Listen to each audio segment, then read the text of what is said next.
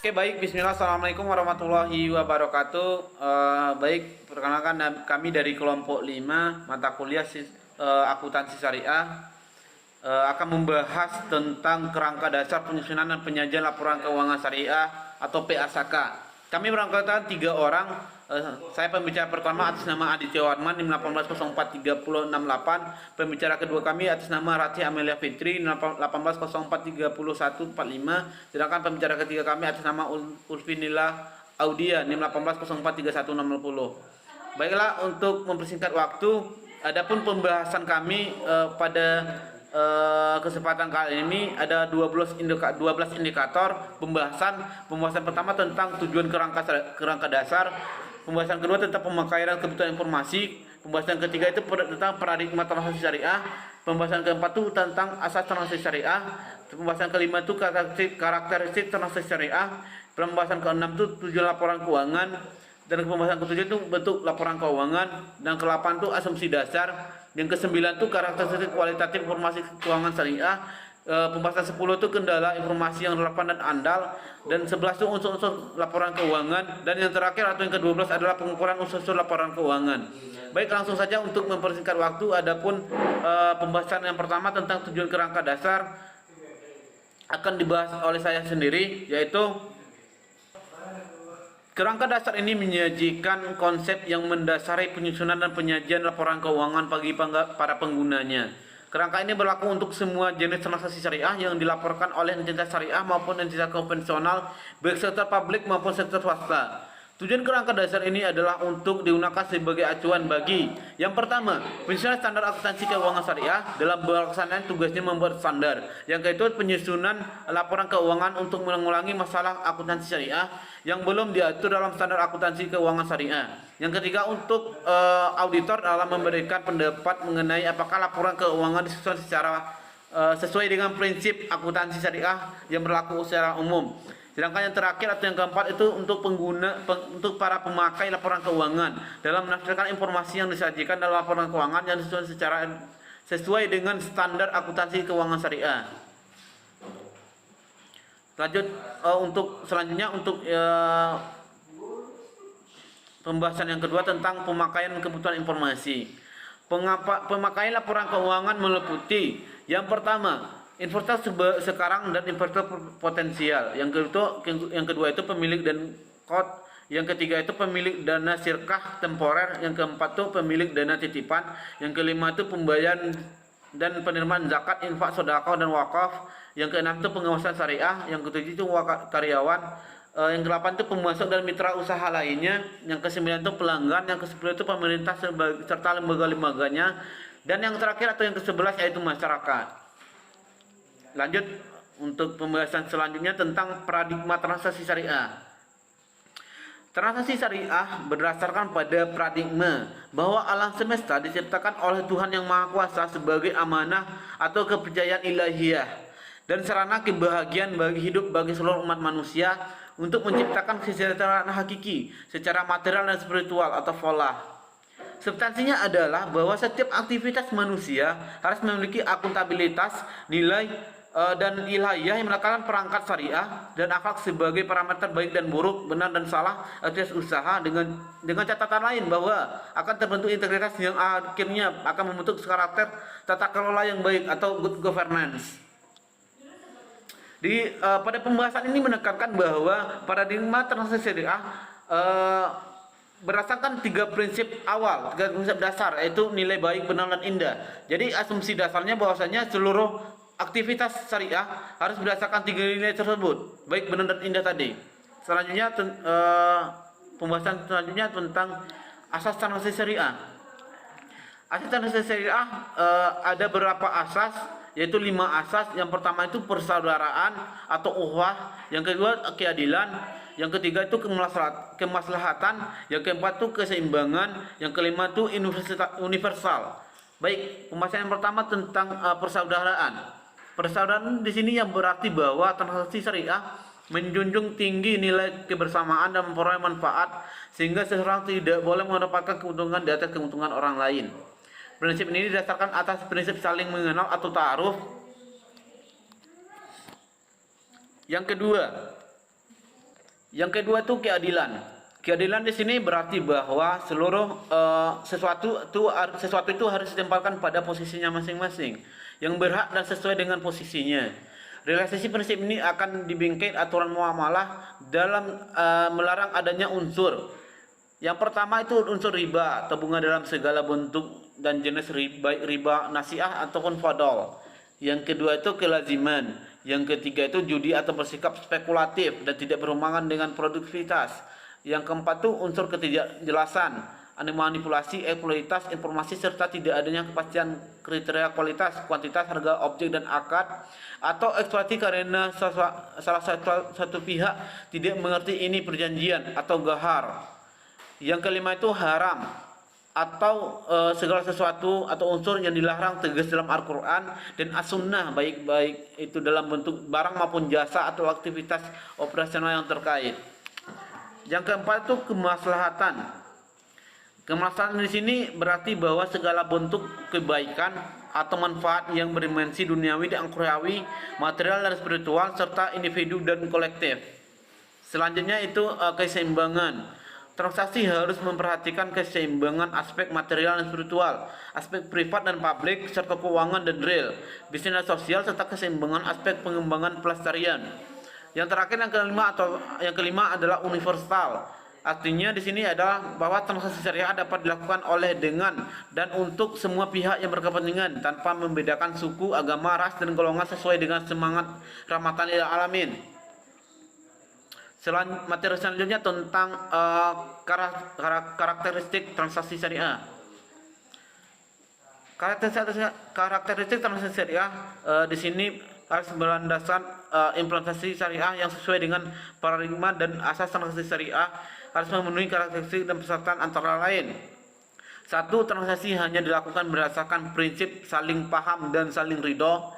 Yang kedua itu prinsip kebebasan bertransaksi diakui sepanjang objek halal dan baik. Yang ketiga itu uang hanya berfungsi sebagai alat tukar dan satuan pengukur nilai, bukan sebagai komoditas. Yang keempat itu tidak mengandung unsur riba. Yang kelima itu tidak mengandung unsur kezaliman. Yang keenam itu tidak mengandung unsur masyir. Yang ketujuh itu tidak mengandung unsur gahar. Yang ke-8 itu tidak mengandung unsur haram. Yang ke-9 itu tidak mengandung prinsip nilai waktu dan uang. Yang ke-10 itu transaksi dilakukan berdasarkan suatu perjanjian yang jelas dan benar serta untuk keuntungan semua pihak tanpa merugikan pihak lain. Yang ke-11 itu tidak ada distorsi harga melalui rekayasa permintaan. Yang terakhir atau yang ke-12 adalah tidak mengandung unsur kolusi dengan suap menyuap. Mungkin sekian dari saya sebagai pembicara pertama. Materi selanjutnya akan disampaikan atau dibahas oleh pembicara kedua kami, oleh Ratih. Kepada Ratih disilakan. Terima kasih kepada Aditya Harman selaku moderator. Materi selanjutnya yaitu tujuan laporan keuangan. Tujuan utama laporan keuangan adalah untuk menyediakan informasi menyangkut posisi keuangan, kinerja, serta perubahan posisi keuangan suatu entitas syariah yang bermanfaat bagi sejumlah besar pemakai dalam pengambilan keputusan ekonomi. Beberapa tujuan lainnya adalah 1. Meningkatkan kepatuhan terhadap prinsip syariah dalam semua transaksi dan kegiatan usaha.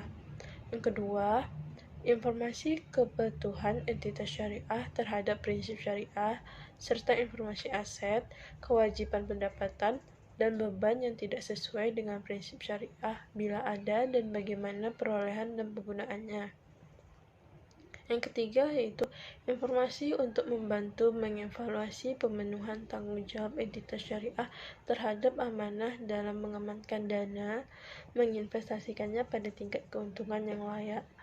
Yang keempat yaitu informasi mengenai tingkat keuntungan investasi yang diperoleh penanam modal dan pemilik dana syariah temporer, dan informasi mengenai pemenuhan kewajiban atau obligation fungsi sosial entitas syariah termasuk pengelolaan dan penyaluran zakat, infak, sedekah, dan wakaf. Materi selanjutnya yaitu bentuk laporan keuangan. Yang pertama, Posisi keuangan entitas syariah disajikan sebagai neraca.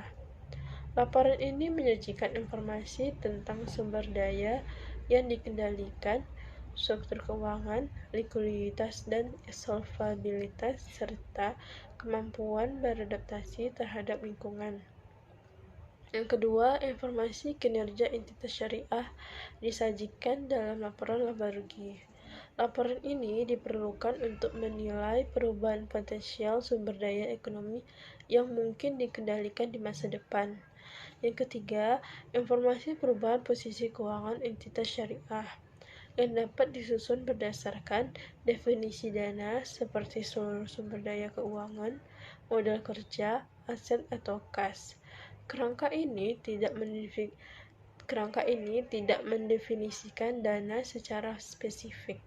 Akan tetapi, melalui laporan ini dapat diketahui aktivitas investasi, pendanaan, dan operasi selama periode pelaporan.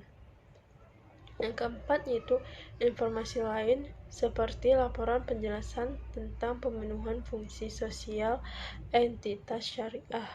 Yang kelima, catatan dan schedule tambahan merupakan penampung dari informasi tambahan yang relevan termasuk pengungkapan tentang risiko dan ketidakpastian yang mempengaruhi entitas.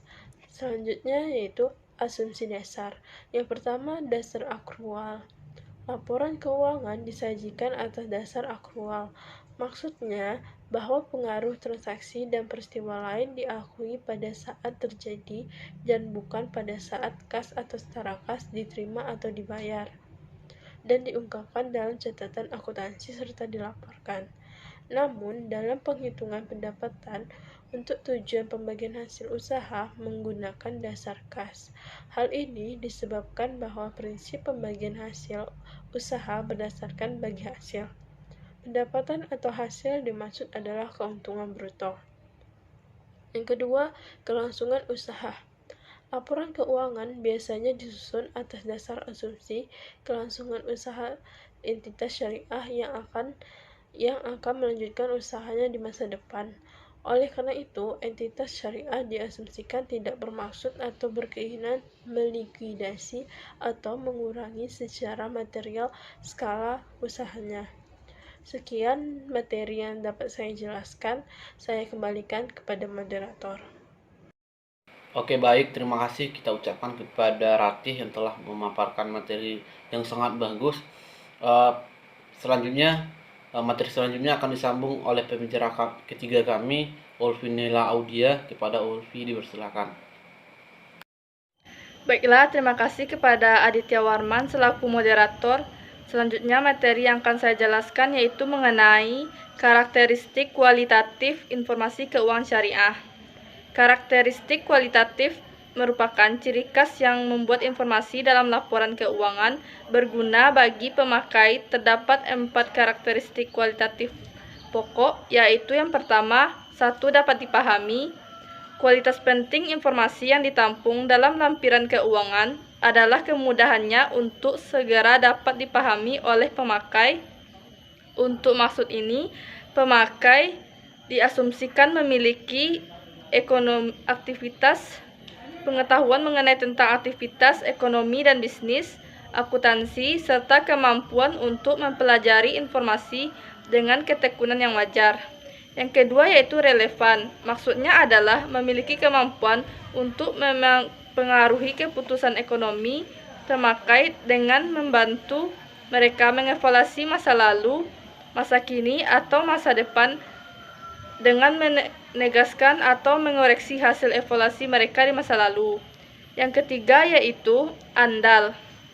Andal diartikan sebagai bebas dari pengertian yang menyesatkan, kesalahan material, dan dapat diandalkan pemakainya sebagai penyajian yang tulus atau jujur, faithful representation dari yang seharusnya disajikan atau yang secara wajar diharapkan dapat disajikan. Yang keempat yaitu dapat dibandingkan. Pemakai harus dapat dibandingkan laporan keuangan entitas syariah antar periode untuk mengidentifikasi kecenderungan tren, posisi, dan kinerja keuangan. Agar dapat dibandingkan, informasi tentang kebijakan akuntansi yang digunakan dalam penyusunan laporan keuangan dan perubahan kebijakan serta pengaruh perubahan tersebut juga harus diungkapkan termasuk ketaatan atau standar akuntansi yang berlaku. Slide selanjutnya yaitu mengenai kendala informasi yang relevan dan andal. Kendala informasi yang relevan dan andal terdapat dalam hal sebagai berikut. Yang pertama itu tepat waktu. Jika terdapat penundaan yang tidak semestinya dalam pelaporan, maka informasi yang dihasilkan akan kehilangan relevansinya.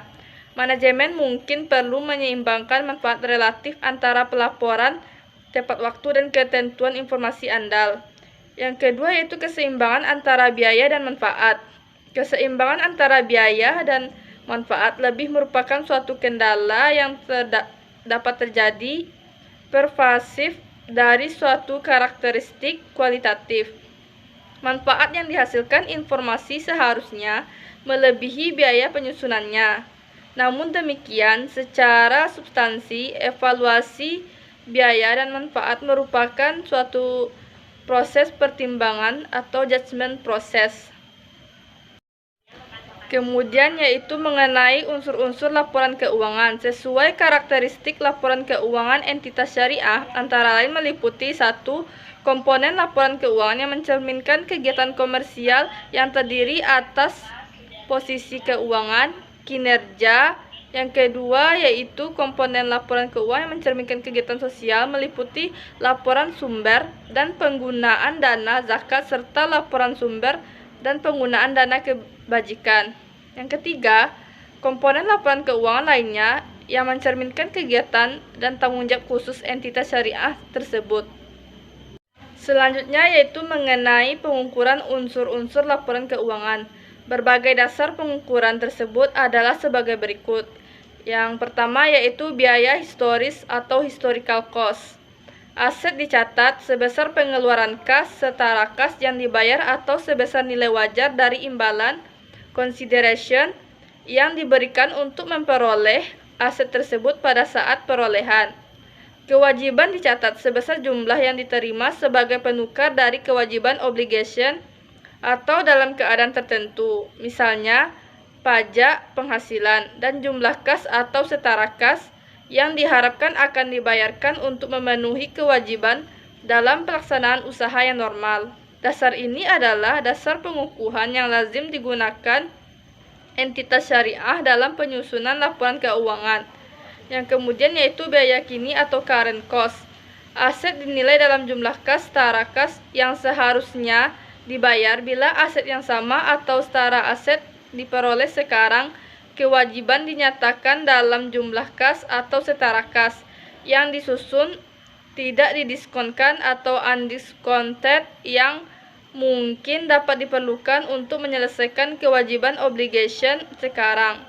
Kemudian yaitu nilai realisasi atau penyelesaian realizable atau settlement value. Aset dinyatakan dalam jumlah pas setara kas yang dapat diperoleh sekarang dengan menjual aset dalam pelepasan normal orders kewajiban. Yang pertama itu kewajiban dinyatakan sebesar nilai penyelesaian, yaitu jumlah kas atau setara kas yang tidak didiskonkan yang diharapkan akan dibayarkan untuk memenuhi kewajiban dalam pelaksanaan usaha normal.